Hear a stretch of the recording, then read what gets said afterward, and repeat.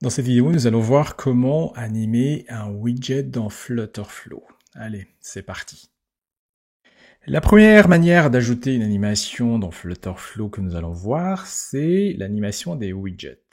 Donc là, sur ma page actuelle, j'ai 4 widgets que je vais vouloir animer.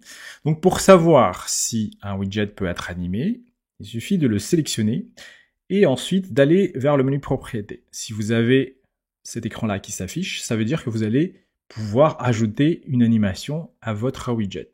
Donc là, si je sélectionne mes 4 widgets, j'ai bien l'écran qui s'affiche correctement avec le bouton Add Animation qui s'affiche. Par contre, si vous avez cet écran-là qui s'affiche, Animations Not Allowed for App Bar, ça veut dire que vous ne pourrez pas ajouter une animation à votre widget. Donc je vais sélectionner ce widget-là et je vais cliquer sur le bouton Animation. Donc pour ajouter une animation à mon widget, j'ai deux options. Donc la première option c'est On-Page-Load.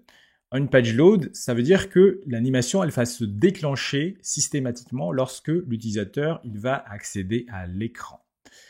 On-Action-Trigger, si je sélectionne On-Action-Trigger, ça veut dire que l'animation elle va se déclencher uniquement lorsque l'utilisateur il va interagir avec un widget qui va déclencher une action que on va pouvoir spécifier. Donc on va sélectionner le widget container et on va ensuite sélectionner le bouton on page load. Donc on clique sur Add Animation et au niveau de Add Animation, il y a 9 effets d'animation qu'on peut utiliser. Je ne vais pas tous vous les lister, mais il y en a 9 en tout qui sont plus marrantes les unes que les autres. Donc Blur par exemple, c'est pour rajouter du flou. Flip, ça veut dire tourner sur lui-même. Et Shimmer, ça veut dire rajouter une petite brillance. Donc ça va rajouter une certaine professionnalisme à votre application si jamais vous ajoutez des animations à celle-ci. Donc ce qu'on va faire, on va rajouter par exemple l'animation scale, l'effet d'animation scale. Donc au niveau des animations, de la configuration de cette animation-là, il y a plusieurs paramètres qui peuvent être configurés. Donc déjà, le easy in out, en fait, ça c'est l'effet, comment ça va se déclencher, en fait, est-ce que ça va être easy in, bounce, élastique, linéaire, c'est comment va s'exécuter l'animation, est-ce que ça va s'exécuter de manière brusque ou de manière soft. En fait, c'est cette configuration, c'est ça qu'a sert cette configuration-là, cette courbe-là. Donc, pour plus d'informations, vous pouvez cliquer sur ce lien-là pour comprendre les différentes configurations de la courbe. Ensuite, la durée. En combien de temps va s'exécuter l'animation? Est-ce que ça va durer, c'est en millisecondes, hein, donc là c'est 600 millisecondes. Et enfin, il y a le délai entre le moment où votre page va s'afficher et le déclenchement de l'animation. Donc pareil, c'est en millisecondes. Et c'est une valeur que vous pouvez également récupérer à partir d'une custom function ou d'une valeur que vous pouvez récupérer à partir d'une variable.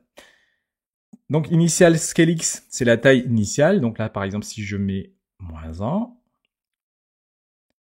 Et final scale x, c'est le scale cible. Donc pour visualiser ce que je suis en train de configurer, il y a un bouton qui s'appelle Preview et qui va me permettre, donc là vous voyez, ça s'est déclenché très vite et en très rapidement. Donc là, par exemple, si je configure en une seconde, donc 1000 millisecondes, et que je modifie pas en élastique mais en bounce par exemple pour que vous voyez en fait que ça va bouncer. Donc là vous voyez, il y a un petit effet rebond. Là, j'ai ajouté une animation, un effet d'animation scale, mais je peux enchaîner des animations les uns après les autres, les unes après les autres. Donc pour faire cela, en fait, sur le même widget, donc on page load, je sélectionne Add Animation, pareil, et je peux par exemple rajouter une animation rotate qui va se déclencher lorsque l'animation initiale va se terminer. Donc pareil, hein, pour prévisualiser, vous allez voir, preview, clac, et puis ça va tourner. Donc, si vous souhaitez que l'animation se déclenche en même temps, il suffit juste que vous mettez un petit délai. En fait, vous alignez les délais des deux pour que derrière, les deux animations ils s'affichent en même temps.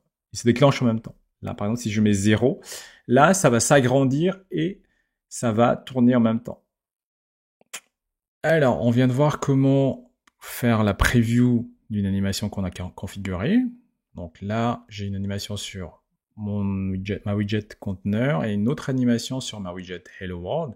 Donc le bouton Preview All, il va me permettre tout simplement de visualiser toutes les animations qui est sur ma page. Donc là, sur ces deux animations-là, si je clique sur le bouton Preview All, là vous voyez que les deux animations, ils se déclenchent. Et si je clique uniquement sur Preview, il n'y a que l'animation sur le texte, donc sur le widget en cours qui s'anime. Autre chose qu'il fallait que je vous en parle, c'est les différentes configurations. Donc vous avez la possibilité d'activer une boucle sur l'animation. Ça veut dire que, hop, l'animation, elle va jamais s'arrêter. Donc si j'active ça et que je fais un preview, là, vous allez voir que ça marche pas en preview, mais ça marche une fois que vous aurez testé votre application sur le mode test. Donc, vous avez également la possibilité de faire un reverse animation, c'est-à-dire qu'au lieu que l'animation elle va dans un sens, elle va plutôt dans un autre sens. Par exemple, si on est dans un mode d'agrandissement, elle va se rétrécir à la place de s'agrandir votre widget. Hide before animating, c'est pour masquer votre widget avant que l'animation ne se déclenche. Et apply same duration et same delay, ça se permet d'appliquer la même durée pour toutes vos applications sur la même page, pour tous vos widgets sur la même page. Alors l'autre façon d'ajouter une animation sur un widget, c'est d'utiliser l'OnAction Trigger. Donc là, par exemple, sur ce widget-là, j'ai défini une animation Scale, mais à la différence de OnPageLoad, comme je le disais, cette animation-là, elle va se déclencher uniquement lorsque une action est déclenchée. Donc pour déclencher cette action-là, ce qu'on va faire sur l'animation, sur l'image en lui-même, donc sur le widget en lui-même, on va rajouter une action. Donc on va rajouter une action. Et ce qui va se passer, donc déjà le nom du widget c'est Animation Image. Ce qui va se passer, donc je vais ouvrir l'Action Flow Editor. Dans l'Action Flow Editor, il y a une action qui s'appelle Animation qui permet de rajouter, d'utiliser en fait Widget Animation et qui permet de sélectionner le widget à animer. Donc là par exemple c'est Animation Image que nous on a configuré. Donc là il y a plusieurs types d'actions qu'on peut déclencher. Donc soit on démarre l'application, soit on arrête l'animation, soit on réinitialise l'animation, ou soit on reverse l'animation. C'est-à-dire qu'au lieu de le tourner vers l'avant, on va l'exécuter vers l'arrière. Il y a également d'autres possibilités, c'est de résumer l'animation, d'avoir une animation en type loop, pareil, de reverse animation, et aussi de faire en sorte que l'animation elle ne soit pas bloquante. Donc je vais vous faire une démo de comment ça marche tout de suite. Donc là, je viens de lancer le test de mon application en question. Et ce que j'ai fait, j'ai rajouté une action lorsque l'utilisateur il va cliquer sur cette image-là et qui va derrière déclencher l'activation de l'animation. Donc si je clique, là, vous voyez bien que l'animation, elle va se déclencher, ainsi de suite. Donc on vient de voir comment on ajoute une animation à un widget. Dans la vidéo suivante, je vais te montrer comment on ajoute des animations lorsqu'on passe d'une page à une autre.